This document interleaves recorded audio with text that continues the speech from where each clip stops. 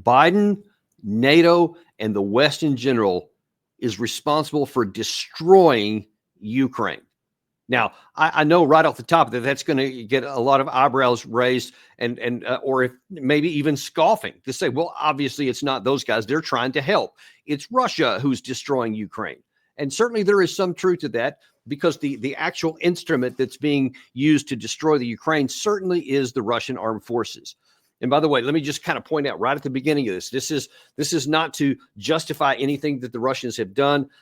They have blood on their hands. They chose a path early in this operation to choose the instrument of war to try to rectify the situation that they saw in their security on their border. There were other paths that were open. We can do a whole show on that separately. But what I want to talk on here, because it's something that nobody in the West recognizes, and everybody needs to understand, that we are a huge, huge problem in this war. And without our active involvement from before the war all throughout, and here on the current day as we sit here on the 10th of January 2025, we have made so many errors, and the bill payers for all this are the Ukrainian people and the Ukrainian land. In the name of helping Ukraine, we have literally enabled their destruction. And history will not be kind to these people. And I'm just not going to allow so many on the Biden administration team to go out in some sort of blaze of glory with all of these self-congratulating statements that many of the senior leaders have made to try to make it appear that they have just been trying to help out. No, they haven't. They have, and along with a number of other leaders that I'm going to discuss here today, have literally laid the foundation for the death and destruction of Ukraine.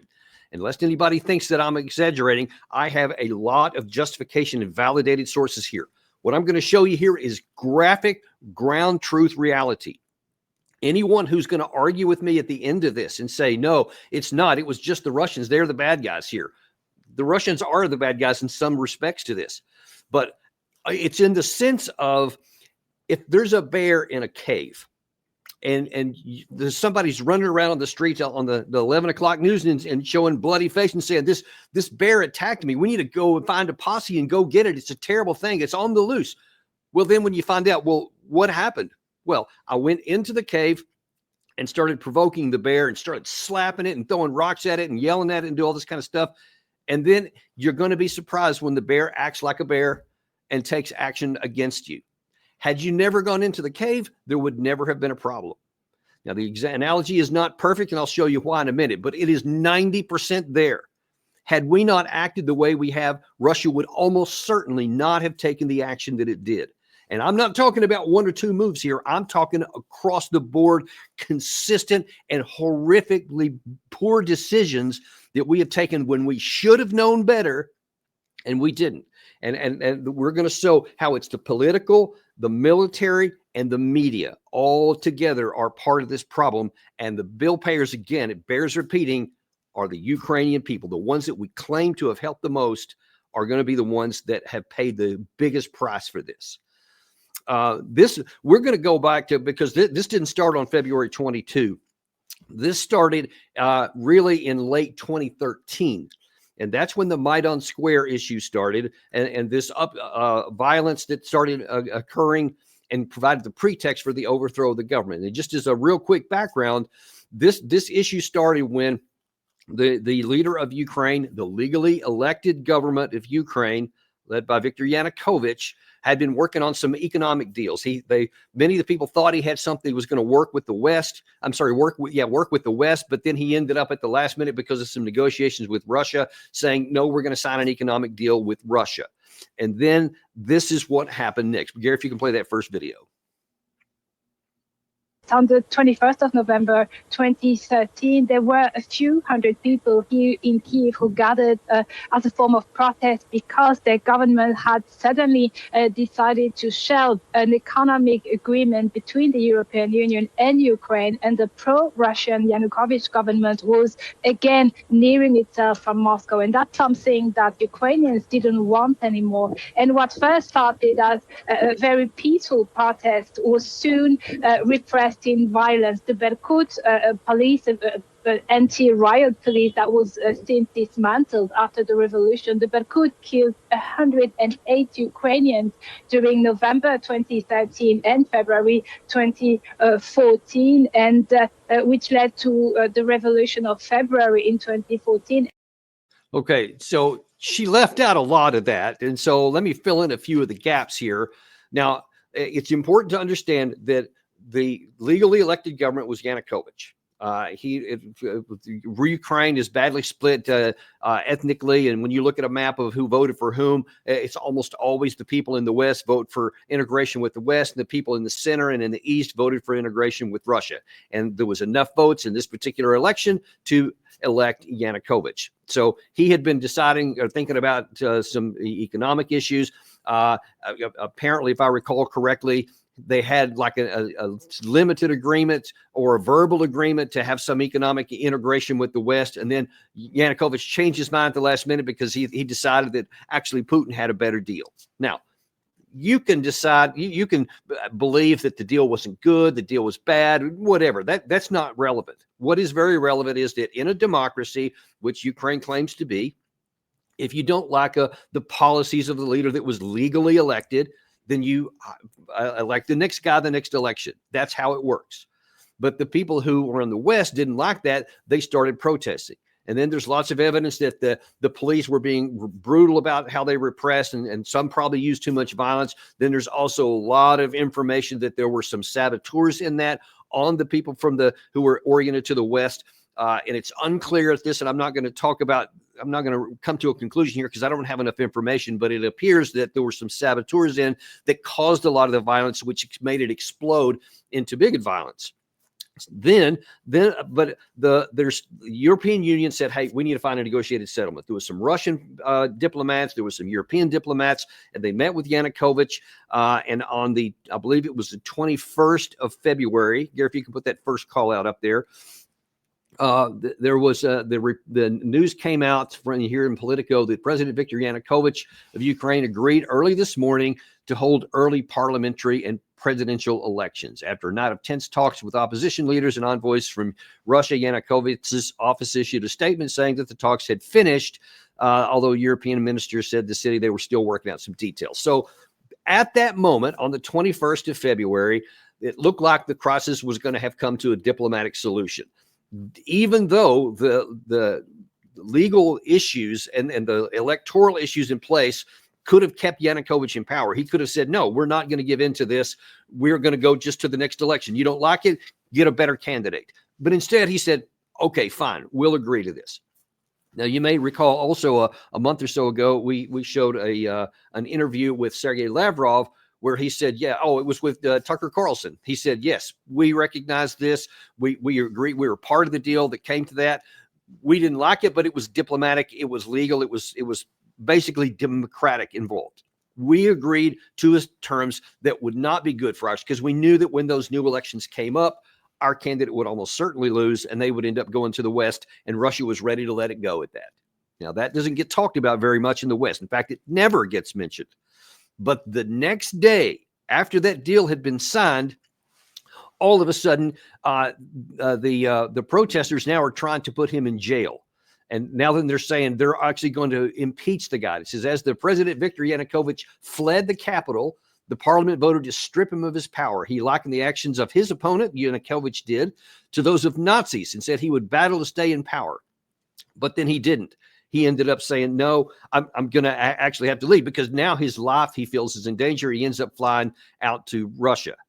And so now then you have the legally elected government has been forced out of power, and the people who didn't like the policies have now been taking the reins of power. Now, if it had just been that would have been bad because that's not democratic. That's not democracy in action. That violates the Constitution. It violates everything about a legally elected government. You can't just overthrow it because you don't like a policy. But it wasn't just that, because the United States was behind this as well. And through an intercepted telephone call between then Assistant Secretary of State Victoria Nuland and the U.S. ambassador to Ukraine, made it very clear along with the video I'm going to show you next, that she was physically active in helping the protesters overthrow the legally elected government. I just think Klitsch going in, he's going to be at that level working for Yatsenyuk. It's just not going to work. There is a suggestion for Nuland to contact Klitschko directly to play to his top dog sensibilities, while Nuland refers to getting the United Nations involved in a political solution. And that's where the unfortunate comment arises. I'm obviously not going to comment on private diplomatic conversations, other than to say it was pretty impressive tradecraft. The audio was extremely clear. Hello, how are you? Good to see you. We're here from America. Would you like some bread? Please take something. Thank you for coming here. This was Nuland and Payat visiting Independence Square in Kiev in December, handing out food to protesters and police. Now, as you can imagine, the people that actually voted legally to have Yanukovych elected president were none too happy with the turn of events. And then, and I won't go through all this history. It's certainly out there to be read by anybody. Basically, the eastern side rebelled from the western side, and it eventually devolved into the Luhansk and the Donetsk republics, the oblast at the time. And they said, we're not gonna give in to that. And there started to be this bloody repression. And then, even though all the people on the pro-Western side always claimed that it was the Yanukovych government that used violence to start this, then they started using violence to quell it on the other side.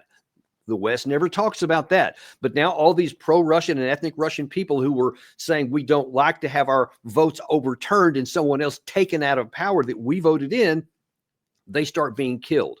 And the Ukrainian armed forces start moving further and further to the east. And then finally they set up some lines. And now then this is where it gets a little murky. The West says that that's when Russia sent little green men in and they came to the side of the Ukrainians. And so they were Russian soldiers fighting in the east. And that kind of solidified this civil war, which then broke out in 2014. The Russian side says, no, we didn't send any troops. They did send us some supplies. They did send some ammunition and stuff, just like, by the way, we have been doing for the Ukraine side in the Russian war. But be that as it may, that stirred the pot up. And so now then you have effectively a civil war that broke out along the lines. And now that caused then some real consternation in Russia, because they're saying, now, if you guys have taken over all this and now then you've installed a pro-Western leader that's your effect, we have a naval base at Sevastopol in Crimea. And that caused Putin, and I think it was June of that year, to say, all right, that's it. We're going to annex the Crimea, because there is no way. And when Putin announced this, he says, listen, there is no way that we're going to allow a Western dominated country to come all around our naval base at Sevastopol. We won't be secure. So he annexed it. Of course, obviously no one in the world recognized it outside of Russia, I don't believe. But it didn't matter because they had control over it. It was a bloodless situation. The Russians didn't conquer it because it was, if I remember correctly, about 95% ethnic Russians in there anyway. They had a plebiscite, and that's about the number of people that voted on the Russian side to be annexed into Russia. And so that's where it is. So now then you have your first casualty so far. So had we left the government alone, and had we done the very first thing when that EU deal and negotiations came up with Yanukovych to have early votes, and an early election, and I think it was April or May of that year, all of Ukraine to this day would still be under Kiev's control. Think about that for a second. That is so crucial to understand. Had we just kept our fingers out of the pot, Crimea would still be part of Ukraine to this day. But instead, we had to try and fix the issue to put the matter more and more toward what we thought was a pro-American and a pro-Western Europe situation. So now there's the first casualty. They've lost Crimea. So now then diplomacy gets back in again. And the four sides, it's called the Normandy Group. Let's see, I think it was Russia, France, Germany, and Ukraine. Those leaders, they get together, they come up with a deal, and then in 2015 they signed what's called the Minsk Agreements. And the Minsk Agreements basically called for a ceasefire of this civil war, the withdrawal of heavy weapons to certain lines, and called for political autonomy for the Donbas, for the Luhansk and Donetsk area, and then also a constitutional reform in Ukraine. That never happened. That's crucial to understand. But both sides accuse the other of not fulfilling all the terms, and there's truth to elements on both sides of that. But the absolute heart that caused Russia to annex Crimea and to help those in the Donbas already was the fact that they were being oppressed inside of Ukraine. They were literally being killed, and then there was all kinds of laws passed that said you can't speak Russian, that you can't do this or that in the schools, and so they were trying to get rid of the ethnic Russians, which they had lived, those people who were in the East especially, had lived for generations. And so Russia said, no, that's not what we're going to do. Here's the Minsk agreements, and everybody signed it. Everybody said, yes, we're willing to do that. That's going to work out. Only the Ukraine never, in all the years from 2015 after they signed that, they never did the constitution to change it. Ergo, those Luhansk and Donetsk never got the protections. This is the second point. Had they made the deal at that time, had the West helped sponsor, and if the Ukraine side had done what they said and made the constitutional changes and given the autonomy to even loose autonomy to those republics, then the whole thing could have been over, and the war would have come to a complete end, and everything except Crimea would have stayed under Kiev control, and the killing would have stopped. That's the second thing that is crucial. How many people have died since that time? Because actually, even all during the 2014 to 2022 period could have lived if they had just accepted the political outcome. But no, there was too many people in Kiev and certainly in Europe and definitely in the United States that didn't want any of that deal. As a matter of fact, we then subsequently found out that the German and the French leader never intended for that to happen. Again, this is the Kiev Independent. This is not some Russian misinformation. It says the Kiev Independent in an interview with the German newspaper Die Zeit, Angela Merkel, who was the chancellor of Germany at the time, said about the Minsk protocols, it was, quote, obvious that the conflict was going to be frozen and the problem was not solved, but it just gave Ukraine precious time. Do you also believe that negotiations in Minsk were intended to delay Russian advances in Ukraine? Francois Hollande, who was the leader in France, said, yes, Angela Merkel is right on this point. The Minsk agreement stopped the Russian offensive for a while. That was very important to us to know how the West would use this respite to prevent any further Russian attempts. So they all said, yeah, they didn't put any pressure on Minsk, on Kiev to make these requirements and these actions that were required by the agreement that they signed. They just wanted it to, quote, stop Russian advances to buy time for the Ukraine to continue to advance its military and build up. And that is so perverse. And those hardly any people in the West at the time that came in thought through that a little bit. Wait a minute. You say that you signed these to buy time for Ukraine to stop the Russian advance. The agreement itself called for the end of the conflict. If you had just done what you said and given political autonomy to Luhansk and Donetsk, they would have had no more reason to fight. That was why they were fighting. You, instead of just following the diplomacy which could have ended the conflict on the spot, you kept going.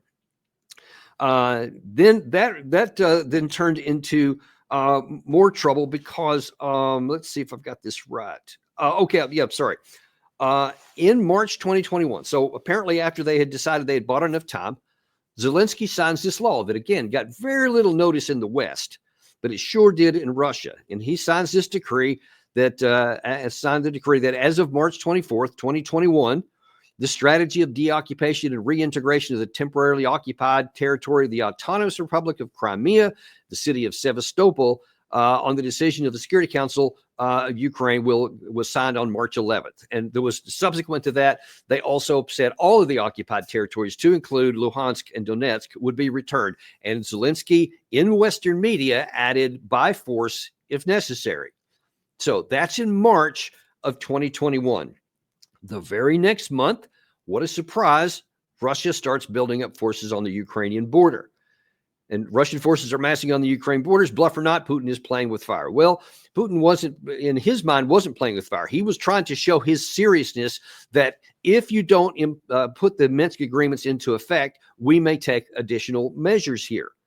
And that apparently people didn't believe him, because instead of saying, hey, we're not going to do this, the West said, not only are we going to do this, we're going to not pass the Minsk agreements, because all throughout the latter part of 2021, Putin repeatedly said, Minsk agreements, Minsk agreements. That's what we need. He didn't say, let's have a war. He said, let's do diplomacy. Let's solve this problem we already agreed to years and years earlier. But instead, we not only didn't didn't apply the Minsk agreements, didn't put any pressure at all on the Ukraine side to abide by them and to change their constitution as was required by their signature. Instead, we start saying, oh, and by the way, this whole thing we've been doing since 2008, Ukraine's coming into NATO. And now Russia's adding that to the list and saying, no. You're going to do the Minsk and you're not going to do the NATO, because there is no way on God's earth we're going to allow a foreign military alliance to come right up to the border of our country, which basically has a wide open plane straight to Moscow. They said that we were never going to do that. Even Trump, a couple of days ago, in one of his interviews, acknowledged the same thing. He said, we would never do that. He said, I get it. I get their consternation and their desire not to have NATO. And when Trump said, yes, there was some issues there that we said, hey, the NATO is a non-negotiable for us. Trump said, I understand that. He would feel the same way. And he said, I think that there was an agreement that was in place, but then Biden went back on it. Well, this is what he's talking about, the Minsk agreements here. So we continue to ignore him. Well, by December of 2021, then Vladimir Putin says, okay, we've had enough.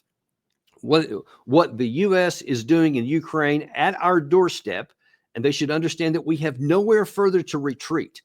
Do they think we'll just sit idly by, Putin said. If the aggressive line of our Western colleagues continues, we will take adequate military technical response to these measures.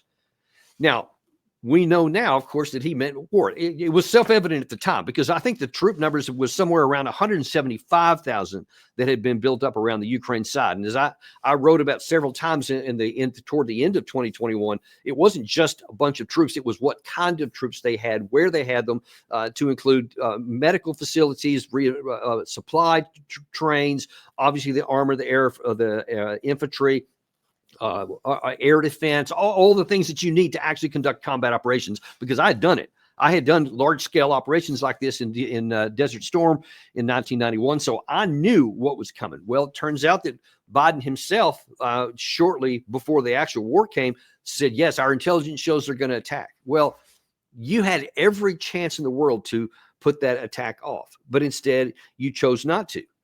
And we know that's what Putin said publicly, because I showed you right there. There's the press clippings from it. What we now know, thanks to Jens Stoltenberg, what was said privately earlier in the fall of that year was that NATO is a non-negotiable for us. We'll go to war to stop this. But if you just declare neutrality and no NATO, then there's not going to be any war. Here's what Stoltenberg admitted. Putin declared in the autumn of 2021, and he actually sent a draft treaty that he wanted NATO to sign to promise no more NATO enlargement. That was what he sent us. And that was a precondition for not invade Ukraine. Of course, we didn't sign that. Yeah, and not only did we not sign that, and did we not do anything, check this out. This is now the third point here. This is the third time Western action has worked against the Ukrainian people. So we had a chance at the eve of war. All we've got to do is just say, we're not going to have NATO go into Ukraine. They're not going to get a membership. That's it. That's all. The rest of the stuff could have stayed on the table and could have been negotiated. And it was a bit difficult, but they could have kept on talking. That was the red line, NATO and Ukraine. And instead of doing that, and look, that would have cost so little. At the time, the famous thing in the West was nobody tells us who comes into our alliance. We decide who's going to do that. Well, yeah, that's really tough sounding. Well, good on you. You sound like a big hero there. Who paid the price for that? Did anybody in the West? Are there hundreds of thousands of dead Western Europeans or Americans? No, your braggadociousness and your arrogance has caused Ukrainians to die in large numbers. And so of course, right on the eve of that, Stoltenberg again went out. I didn't have time to pull this one out, but I remember it so distinctly. he went out there again and very public and brashly said, nobody's going to tell us Ukraine will come into NATO when we're good and ready. So if Putin had given his basically an ultimatum in the late December, and then come February, then he acted on it. What a surprise. Nobody could have been surprised by that. And yet everybody in the West, from Biden on down, keeps saying how this is unprovoked and illegal and all this kind of stuff. And I'll reiterate what I said at the beginning. Russia had alternatives here. They didn't have to resort to war. But when you keep shoving somebody back over and over, and you put a military alliance, threaten to put it right up on their border, like we did in the Cuban Missile Crisis, we would never accept it. We never did. We never will passively accept a major nuclear power with a military alliance on our border. But somehow we think that there's no problem that Russia should, because we said, oh, it's just a defensive alliance. It's not against you. Well, that's absurd. We would never accept that argument. We didn't accept that argument. So to suggest that Russia was unprovoked is irrational, illogical, and a flat out lie. They were provoked. They should, maybe you can say they shouldn't have done it, but we would have done the same thing here. But here's the thing. I had been, again, writing before the war started. I said, look, this is the nation of Russia. When you look at the balance of power between the two countries and their potential to support and sustain war over time is unequivocally on the Russian side. It made no sense whatsoever to get into a big war with Russia because you can't win it. It doesn't matter how passionate and heroic the Ukraine fighters fought. It wouldn't have mattered, because Russia had more people, has more natural resources. It has a huge defense industrial base, and it views this as an existential fight. So even though the Ukraine side absolutely had the will to win and the motivation to fight, that was equal on both sides. But Russia had that and everything else. So on, I believe it was March the 1st of 2022, so the war was, I guess, 6 days old, I think, by that time. I went on CNN to share my views about what I thought this war would be. And I said what I said at that time and have never said anything different, because it was true then and it's true now. This is the hard reality. If it's evident that militarily you can't stop Russia, then it doesn't matter how brave a face you want to put on there. There's no point in putting civilians in harm's way if the end result is going to be the same. Whether you make a negotiation, whether you even say, hey, I'm going to surrender the capital so it doesn't get hit, or you say, no, we're going to fight to the end result is the same. The difference is how many people have to die before that. And I think the leader has a responsibility to take care of his people. Now, you could see the other guest that was on there with me was shaking her head, because she's like, I can't believe you're saying this. And believe me, everybody else in the Western media was jumping all over. Yes, evil. The Russian side is evil and wicked, and we need to go and support them. We need to push them back or whatever. And I'm saying, look, it don't matter what you want to do. It matters what you can do. And if I said then, on the 6th day of the war, if you keep going down this path, all you're going to do is get more Ukrainian people killed. And now then, by all estimates, probably 1 million total military and civilian are dead. And we could have stopped the war. Now, it turned out that in the couple of weeks after that, finally, at least a number of people in the West finally started going, oh, snap. We don't have the capacity. Now then they're doing those calculations, and they see, yeah, there's nothing. The Ukraine fought bravely, heroically, but we don't have the manpower for this. We don't have our defense industrial base is not set up for a major war to sustain it. And it'll take years to get it up to that level. So we better start to work on a negotiated settlement. And so people started kicking around the idea that, hey, maybe we need to find a way out of this.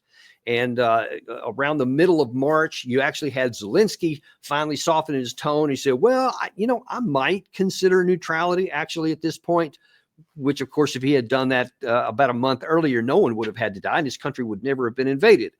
But he did. But at least now he's going, okay, well, maybe we can do that. So the Turks tried to help us out. They said, hey, I want the Russians and the Ukrainians to meet in Istanbul in late March. I think it was March 29th. It was one of the days of those negotiations.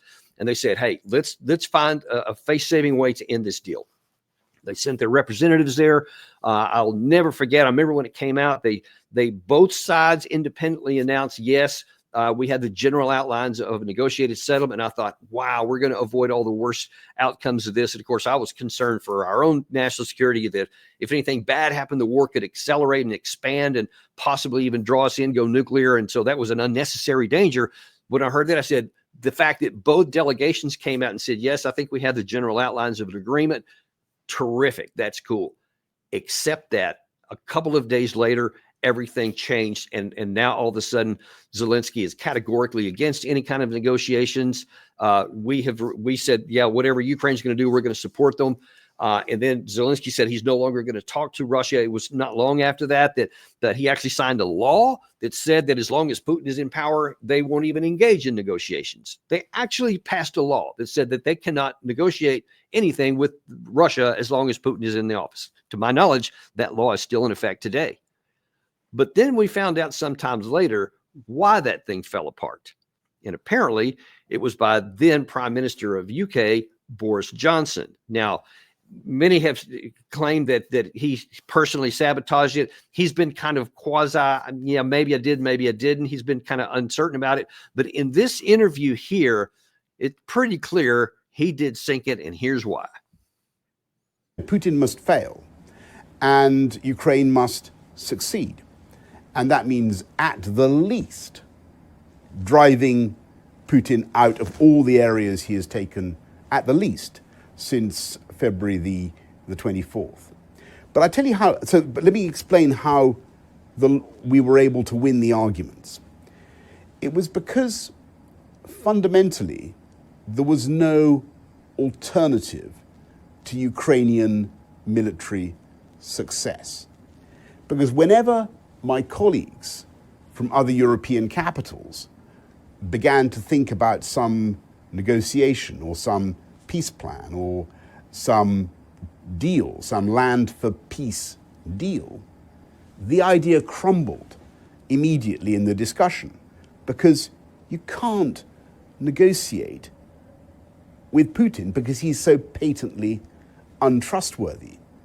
Yeah, Putin is patently untrustworthy. Wow. So what you have there is one of the biggest problems that there is. And Biden is equal to him, but that's one of the bigger ones right there. Here is Boris Johnson, the Prime Minister of the great United Kingdom, doesn't do math. He can't calculate that here's how national military power is built. Here's what Russia has. Here's what Ukraine has. And this was even before you really had the active involvement of Iran and of North Korea on Russian side, and we had 50 nations on the Ukrainian side. This was never about little Ukraine and big Russia, and they couldn't win. This was about Ukraine with all of 50 nations and all of NATO's support behind it. And that's one of the reasons why it was a big slugfest. And of course, they raised their number of troops. They mobilized a bunch of people. Allegedly, according to Ukrainian leader Zelensky, they have around 1 million men active force. Russia has somewhere around the same, a little bit more, but inside Russia, it's actually something close to parity. Most people don't know that either. But here you have Boris Johnson not recognizing that the math doesn't work for Ukraine, and instead just says, nope, Ukraine has to win. Russia has to lose. I don't care what you want. It doesn't matter what you want if you can't make it happen, if you don't have the resources to make it happen. So given a chance to end the war, this is number 4. We could have ended the war there in Istanbul, and then there would only been minimal damage to the Ukraine side. Part of that deal required Russia to withdraw the forces that it had back to the Luhansk and Donetsk area, because Russia had, right before this thing had happened, had recognized the independence of both Luhansk and Donetsk.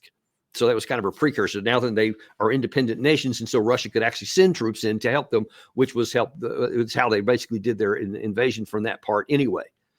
But so the initial deal would have been to withdraw all the Russian troops from everywhere except for those 2 areas, and then we can get back to working some negotiations again. But instead, no, we want to keep going with that. And then we had all the fighting through most of 2022, and then that's when Ukraine had the best chance it would ever have to have a negotiated settlement on terms favorable to Kiev. And that came because in late summer and early fall, the Ukraine side caught Russia with their pants down in the north in the Kharkiv area, and it had this big, surprising offensive that captured like 6,000 square kilometers. Russia had done a terrible job of preparing for defenses. In fact, they hadn't done any at all. And then when Ukraine was able to mass enough troops to overwhelm the small troops they had up there, they had this huge area they got back. Then they also, in the Kherson Oblast, much of which Russia had connected or had captured, then they said, hey, we're going to go after the capital city of Kherson City. And then Russia was faced with the choice of, do we fight for the city or do we withdraw all our troops across the bridge on the Dnieper River and live to fight another day? That's what they chose to do. And it was a big celebration in Ukraine because they had driven the Russians out of both of those two places. And now many in the Ukraine side are excited because they think now the momentum has shifted on our side and now we can drive Russia out of all of this territory. Those facts, though, that I talked about before about the balance of power hadn't changed. They hadn't changed at all. Ukraine had some tactical success, but they had only moved Russia out of a place where it didn't have much troops and that it wasn't valuable for them to fight a battle then with their backs to a river. So they just repositioned, made complete military sense, even though politically it was a big plus for the Kiev side. But the dynamics didn't change. So the need to make a negotiated settlement was ever more so. On one of the rare times, then Chairman of the Joint Chiefs of Staff, Mark Milley, actually said out loud what I and many other people actually knew, that time in November of 2022 is the best chance Ukraine would ever have to have a negotiated settlement because Russia had just been kicked out of this area. They had recently force mobilized 300,000 people. They were having a whale of a time trying to get them in uniforms and get them trained, and they were just trying to stop gaps. So they were definitely on their back heel on the tactical battlefield. Here's what Milley said to anyone who would listen at that time. The probability of a Ukrainian military victory defined as kicking the Russians out of all of Ukraine, to include what they define or what they claim as Crimea, the probability of that happening anytime soon is not high, militarily. Politically, there may be a political solution where politically the Russians withdraw. That's possible. You want to negotiate from a position of strength. Russia right now is on its back. The Russian military is suffering tremendously.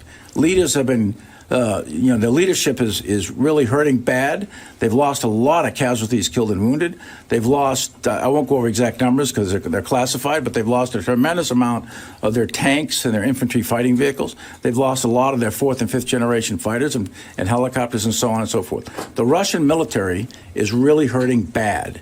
So you want to negotiate at a time when you're at your strength and your opponent is at weakness. And it's possible, maybe, that there'll be a political solution. Okay, that's number 5. That's the one spot that the Biden administration unbridled or unsaddled with the emotional issue that Zelensky obviously was, because they see success and now they want more of it. The Biden administration and all these European capitals should have been looking with a little bit more balance and saying, okay, I get it. Those are good moves here, but this balance of power, the math still holds. And that Russia has the time. They have the men to lose the casualties they have. They have the time to build up their defense industrial base, because now then they're gone to something close to a full-on war footing. And they converted a huge portion of their economy into military affairs. So they have all that stuff. We could see that. You saw Milley tried to get that point across. You want to negotiate from a position of strength. They were at it right then. We should have insisted at that point that, okay, Zelensky, I get it, what you want to do, but this is as far as you're going to get. You'll never get a better chance to negotiate than right now. But either we didn't do that or Zelensky just refused to do it. We can only guess which. Most likely it is we never even did the calculations. Most likely, despite what the chairman of the Joint Chiefs did, the president and all of his advisors, Secretary of State, Secretary of Defense, they probably just said, yeah, I don't know what he's talking about. Yeah, keep going. That's what Zelensky wants, so that's what we're going to do. And hey, Russia's hurt now. I bet we can make them hurt even more. So you see this arrogance is now coming in there, and we lost an opportunity to do that. So instead of having a negotiated settlement, then the Ukraine side said, you know what, let's go on an offensive. We were good there in the Kharkiv area and in the Kherson. I bet we can drive a hole all the way through the Russian defensive lines in the Sea of Azov area and cut that land bridge off that they used to get to Crimea. And then we can split the Russians in half. And then, over time, we can continue to drive them out. Now, I was writing at the time of this, I said, don't go down that path. You don't have it, because just like I acknowledged it on the 6th day of the war, I certainly acknowledged it a year plus into it when I said, you don't have the military force to do it.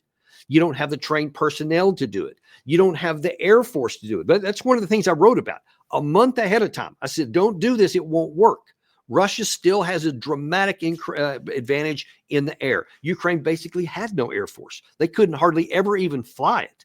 Russia was doing glide bombs, airstrikes, conventional stuff all over the place. They had an advantage in artillery. They had huge number of mines. They had spent 6 months, 9 months in some areas, building up 5 lines of fortifications all throughout the zone. Russians are historically really good at defense. And when they had the time to build the lines and bring the troops up, it was going to be nearly impossible. I had trained in an armor. I was in this unit right here. Well, not this one. This is from the Texas, what used to be the 49th Armored. I was in the 1st Armored Division as a cavalry squadron executive officer, number 2 in command of a cav squadron. That's tanks and Bradleys.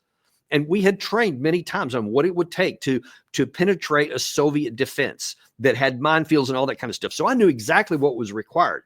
And so I told anyone who would listen and wrote everything I could that it would not work, because if you're the offensive side and you don't have air superiority or even parity, at least parity, and if you don't have a substantial number of mine clearing equipment, a lot of engineering stuff, and above all, you have to have not just large numbers of tanks and artillery pieces, but you have to have trained crews that know how to use them, that know how to fight together, that, platoon leaders and company commanders and battalion commanders, command sergeants majors, all the way up the line here. Everybody has to know what they're doing. None of that happened on the Ukraine side. They had maybe a month or 2 in some cases of minimal training. That's not even close to being enough. So there was no way that was going to work. But instead, we supported it. And then, I mentioned before, some of our military people were also to blame on this. Mark Milley gets credit for what he tried to do, but here's 2 generals that deserve a lot of blame for what happens. Here, first of all, is former CIA director and 4-star General David Petraeus telling the BBC, and he's going to tick off a lot of stuff, and he's going to claim that actually the Ukraine side is ready to do this. I believe that we'll see for the first time in this war on either side the achievement of true combined arms effects. In other words, the results of tanks protected by infantry against anti-tank guided missiles, artillery and mortars keeping the enemy's heads down, engineers reducing the obstacles, breaching these fortifications that the Russians have established, air defense keeping the Russians off the Ukrainians, electronic warfare jamming the Russians' already inadequate command and control facilities, and all orchestrated by very, very good Ukrainian command and control, and also using drones out over the Russians to attack them in depth with the precision munitions that the U.S. and U.K. and others have provided. And this, I think, is going to break the front lines. This is a force that has been battered, that many of these units have been in constant combat for well over a year. They're not pulling units offline and reconstituting them. In other words, replacing the losses, the people, the equipment, and retraining them. They're just adding people to the front lines. That's not the way you produce a cohesive, coherent, well-disciplined organization. And I think, therefore, that's why they're going to crack, crumble, and perhaps actually collapse. That was just, I could not believe it when I saw it at the time that he had said that. Did he actually think that the Ukraine side was going to be able to conduct this extremely complex combined arms offensive when they had never done it before, when they'd only had a lot of the tanks and other equipment literally weeks before in some cases? They didn't have any air power. They had only a handful of mine clearing capabilities and engineering support. And the Russians had months to dig all these lines. It was absurd. It was insane. And yet, instead of being realistic, he's just talking what he wants to be true. I want the Ukraine side to be good at combined arms warfare. I want the Russians to be ready to collapse and crumble and fall apart. Well, that was absurd. I mean, again, about a month before he wrote that, I wrote another piece, or before he said that, I wrote something that contradicted all the stuff he said. And listen, folks, this is not to say, wow, I could see through this when no one else could. It's not hard. When you know how to conduct these operations and you know what it takes and you see what the capabilities on each side, it's obvious it's not going to work. It should have been obvious to everyone. but it wasn't obvious to David Petraeus because he didn't want it to be. He just wanted it to work. And I don't know why, how his conscience allows him to so confidently make these kind of statements and encourage the Ukraine boys to go out there and get slaughtered in these kinds of suicidal missions that they did. And it was a bloodbath. But there was another general officer. Okay, so that's a former CIA director, former commander of U.S. forces in Iraq, commander of U.S. forces in Afghanistan. Petraeus had all the on paper, all the credentials that you would need to be a great military mind. And you see what he did there, now that you know what happened. Well, then there was General Ben Hodges, who was a former 3-star general, who was the commanding general of all U.S. Army forces in Europe when he was on active duty.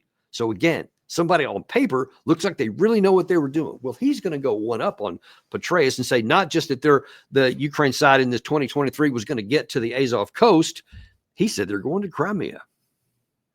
Are there bright lights on the horizon for Ukraine, that there could be some kind of decisive victory? Or is it really a prospect of many, many months, if not years, of kind of attrition and stalemate? So I believe that Ukraine is going to liberate Crimea by the end of August, so the end of this summer. And I say that because we know that from history that war is a test of will and it's a test of logistics. Clearly, Ukrainian soldiers and the Ukrainian people have the superior will. The logistical situation for Ukraine gets a little bit better each week, whereas the Russian logistics system is frail, and it was never designed to support sustained long-term land operations outside of Russia. And again, you're seeing what you want to be true. I mean, the truth was self-evidently the opposite of what he said there. It was the Russian side that was getting better every month. They were getting bigger, stronger, better trained, more logistics. Their defense industrial base had kicked in. They have so many troops. They have enough to keep them off the line and have them trained up for a long time before they come in. They have enough to rotate troops off so they don't have to stay on the line of contact all the time. They didn't have to mobilize because they had enough people willing to fight on their own. They just recruited them. So they have maintained a lot of domestic support. There is nothing that would have ever indicated that the Russians were going to lose Crimea much less in 2023.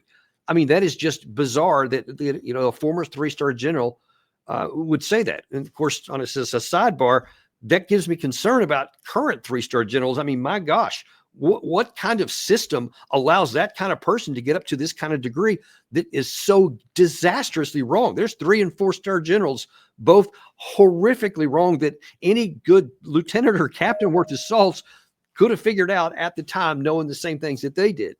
Well, unfortunately, then we punted there. That was I guess we're now up to 6, right? That was the 6th opportunity that we had after that offensive had failed, and especially by the end, by the fall of 2023, and what even little offensive steam they had finally ran out, and then the Ukraine side went to the defensive. Then the following month, I think about November, Russia started on this creeping offensive. And so they went back on almost a whole line of contact because they had been building up combat power. Now then they're ready to start going forward after they had made sure they exhausted all the offensive capabilities of the Ukraine side.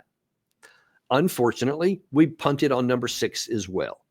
So instead of saying, okay, we did everything we could, we gave them all this money, all this ammunition, all these combat vehicles, tanks, planes, infantry fighting vehicles, air defense systems. I mean, a whole slew of them, all these different kinds of things. And they broke their teeth on the first line of Russian defense and didn't even penetrate that. They never were able to push through. And now then they're starting to be pushed back. Any rational person would say, okay, Biden would say, okay, Zelensky, we gave it our best shot. We did everything we could. If we keep fighting now, all you're going to do is keep losing. There is no logical path to ever reverse what's going on here because the Russian side doesn't stay static. It just keeps getting stronger. And we don't have the capacity that the Russians, along with their allies, do, because unlike North Korea and Iran, who are totalitarian states, they can just say, hey, we're going to build up our defense capabilities, even though they're not at war, just because they have the command authority to do so. It doesn't work that way in the West. So all the Western countries combined, and that includes the United States, I think the number that Zelensky himself said just a week or so ago was about 1 million in the month, in the calendar year of 2024. Russia got 3.5 million alone from North Korea. in 2024. And then they're building, this is like 6 months old, so it's almost certainly higher now.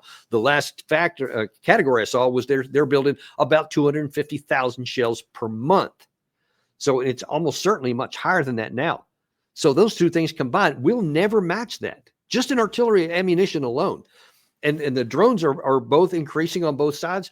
And maybe you'll say that's a wash. Both sides are doing really well. They're also doing good electronic warfare. But now then that we're getting into these wire-guided drones, the fiber optic cables that can't be blocked, the question is going to be who can make more of those the fastest, because those things, they can't be stopped on the battlefield. There's nothing you can do to stop those.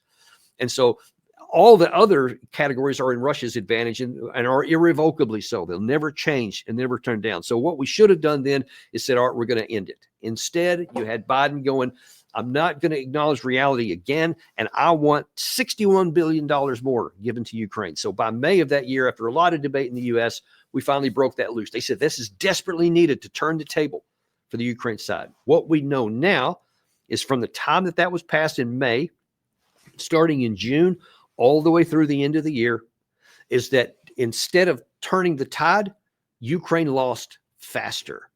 Hard to believe. And I don't have enough information yet to know how those two things simultaneously existed, but they did. We have graphic evidence provided by the New York Times.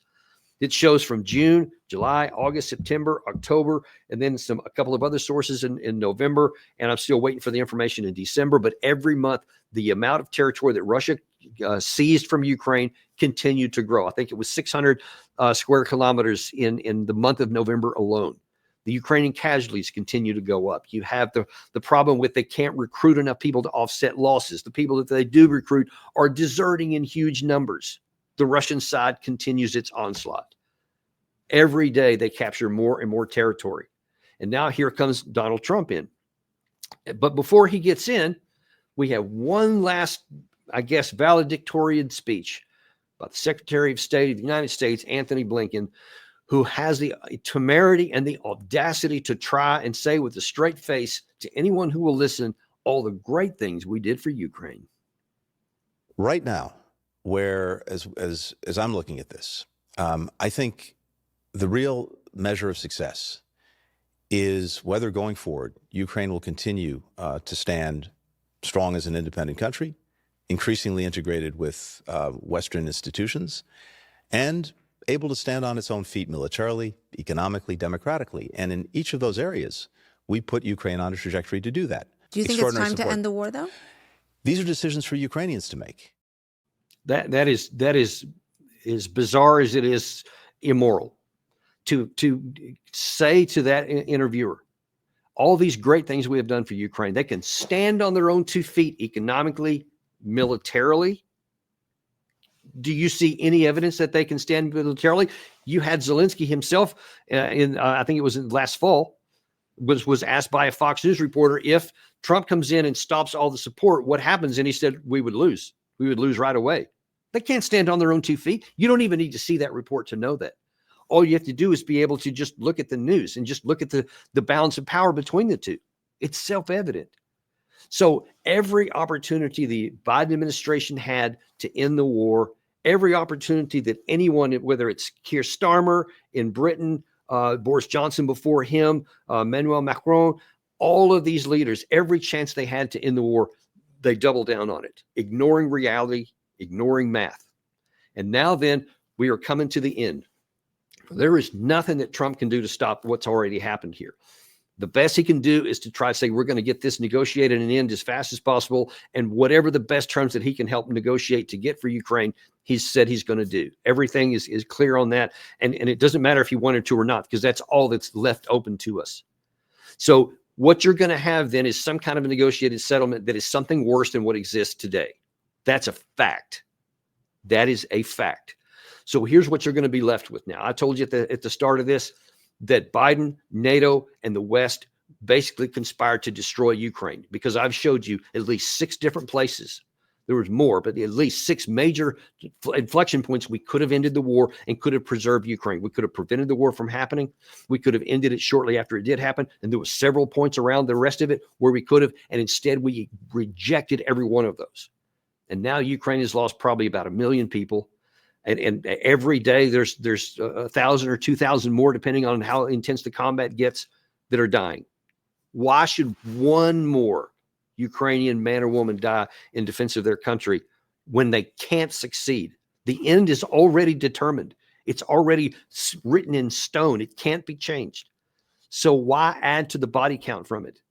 That's something that all of these leaders I've talked about are going to have to reconcile with for a long time. History will not be kind to them. When a lot of this has passed, and whenever people start trying to do a post-mortem after whatever agreement is finally signed, they're going to be starting asking, how could people have been so dumb here? They'll probably watch this video, and a lot of the information is going to be here. But I'm telling you, even before that happens, I've been saying it since before the war started, and every bit of the way through there, pleading for anybody to listen. And instead, our leaders just have a blind eye to it. But let me graphically show you as we close here exactly what we have bought for Ukraine. All of our support for as long as it takes. All of our, my God, that we have to get rid of that man, which Biden said early in the war about Putin. Biden is about to be gone. Putin's still going to be there. How's that working out? It didn't work out for anybody, for him, for anyone else. But now then, here's a map. This is when the Maidan started in late 2023. I'm sorry, late 2013. But as of 10 January, this was still the map of Ukraine. It was whole to include the Crimea. And had we merely done the negotiated deal I told you about on the 21st of February, this would still be the map of Ukraine today. But instead, we said, no, we're going to not do that. And they forced him out. And then that sparked a civil war inside Ukraine. And immediately as a response, Russia seized Crimea. So now then, after the Minsk agreements in 2015, now here's the map of Ukraine minus the Crimea. And if we had just applied those terms, that would be the map of Ukraine today. But NATO wouldn't do it. You saw that we had Viktor Yanukovych and several others in the State Department actively conspired to make sure that the opposition overturned a legally elected government. And this is the initial response for it. But we wouldn't stop there. And so now then the next time we get a chance here, Gary, if you can roll that next one up there, is that this one is after we would not listen to Putin's December 2021 ultimatum that either you agree not to put NATO into Ukraine or there's going to be conflict. And so right away on the 21st of February, Russia acknowledged and recognized the independence of those two republics. So now then that's first of the red part that's gone. Then on what would have been the case on if we had taken the proposed Istanbul agreements, Russia was going to have withdrawn from all the territory. I didn't have time to put the other map together. And by the way, all of these maps are courtesy of Colonel Jacques Beau, who we have on our show a lot. He's the one that came up with this, and he has very kindly allowed me to use his maps. But if you'd seen the map that showed Ukraine at the height of the Russian invasion, and I think it was early March of 2022, this is a lot less than it would have been, but you see it's more than what it was at the beginning of the war. But if we'd agreed then, everything in yellow to this day would still be in Ukraine's hand, but NATO would have none of it. We said, no, we're not going to do that visit. So the next time that a line was drawn, as I've referred to many times, is the 14 June line this past summer that Putin said, this is now the minimum that we're going to go for.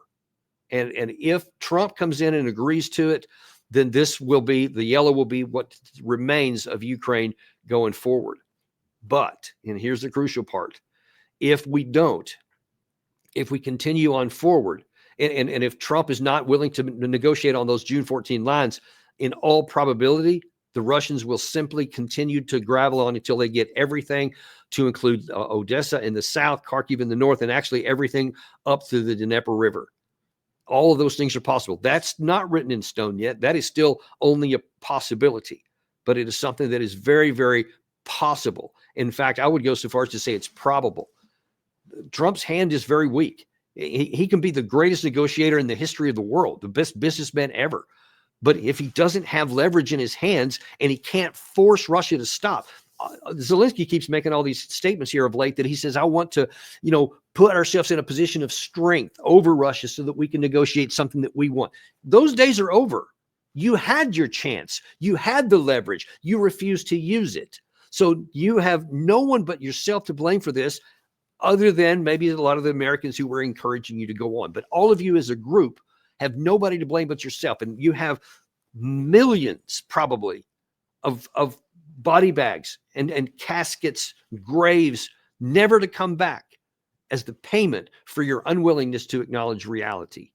And the only question is, how is Trump going to be able to negotiate something out of this that only goes to that 14 June line? The fact is, Biden, NATO, and the West destroyed Ukraine by all those unwillingness points that I told you to be able to end this war. They could have done it at any time, and they took every aspect, every course of action, every decision necessary to ruin it. That is the legacy that this administration is going to leave. No one's going to remember hardly anything else from the Biden team except for the fact that he destroyed Ukraine in claiming to want to save it. And we'll see how this works out. Trump hasn't taken any, still 10 days away from that. And we will certainly keep an eye on this for you. But I thought it was really important prior to that day for everybody to understand the lies that the Biden administration officials are telling, the fabrications that they have made up are all untrue. And you see it. You can't get away from the map. If anyone dares to challenge me on this, and they say, no, actually Biden wasn't bad and the West wasn't wrong, show me on a map. Show me on a map to where any of the chances that for an off-ramp that were offered that we didn't take, that if we had to take, it would have been worse than what we have now. You can't do it. You can't do it. Things are what they are. Thank you very much for watching today. We appreciate you a lot. Be sure to like and subscribe if you haven't done it on your way out. Also, we are on Apple Podcasts, Spotify, Podcast Addict. Folks, listen, we're going to keep telling you the truth because we're unintimidated and uncompromised. It doesn't matter what the truth is. You're going to get it right here. Thank you very much. And we'll see you on the next episode of Daniel Davis Deep Dive.